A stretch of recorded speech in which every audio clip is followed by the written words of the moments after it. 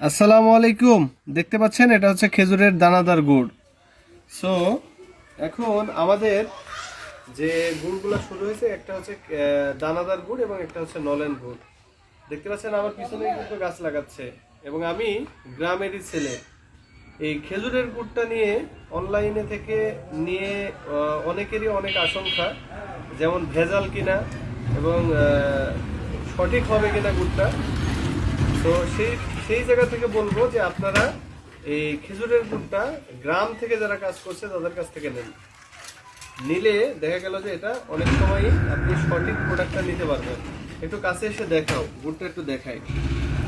এই যে দেখেন আমাদের যে দানাদার গুড়টা, এটার যে থিকনেস, আর একটু কাছে থেকে দেখাও। তো মাশাল্লাহ খুবই সুন্দর, একেবারে দানাদার, হ্যাঁ একবার আঠালো একটা দানাদার গুড়। এটা একেবারে হাইড্রোস কেমিক্যাল সমস্ত ধরনের সবকিছু মুক্ত এবং নির্ভেজাল একটা গুড়।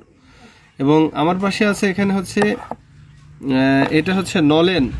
এই যে এটা একটু দেখাও, এটা হচ্ছে নলেন গুড়। এই যে দেখেন একবারে মধুর মতো, হ্যাঁ নলেন গুড়। এটাতে একেবারে কাঁচা রসের যে একটা ঘ্রাণ, খুবই সুন্দর একটা ঘ্রাণ আছে।